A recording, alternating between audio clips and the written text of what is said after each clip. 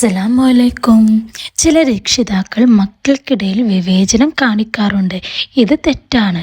ഒരു മകന് കൊടുക്കുക, മറ്റൊരു മകന് കൊടുക്കാതിരിക്കുക, അല്ലെങ്കിൽ ഒരാൾക്ക് കൂടുതൽ കൊടുക്കുക, മറ്റൊരു മകന് കുറച്ച് കൊടുക്കുക, ഒരു മകനെ അടുപ്പിക്കുക, മറ്റൊരു മകനെ അകറ്റുക, ഒരാളെ മാത്രം സ്നേഹിക്കുക തുടങ്ങിയവയൊക്കെ കടുത്ത പാപങ്ങളാണ്.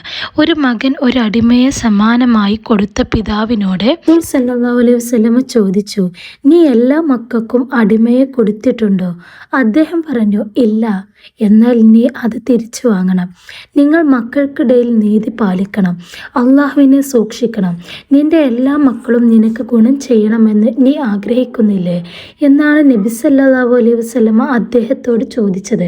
കൊടുത്തത് തിരിച്ചു വാങ്ങൽ ഛർദ്ദിച്ചത് തിന്നുന്ന നായയുടെ സ്വഭാവമാണെന്ന് പറഞ്ഞ അതേ പ്രവാചകൻ അത് തിരിച്ചു വാങ്ങാൻ പറഞ്ഞത് മക്കൾക്കിടയിലുള്ള വിവേചനം അതിലും കടുത്ത പാപമായതുകൊണ്ടാണ്.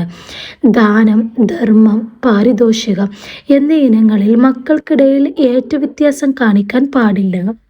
ഹറാമാണെന്നും അഭിപ്രായമുണ്ട്.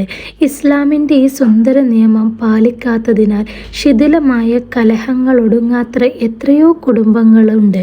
ഇതിൻ്റെ അനന്തരഫലം ചെറുതായിരിക്കില്ല എന്ന് ഇനിയെങ്കിലും തിരിച്ചറിയുക.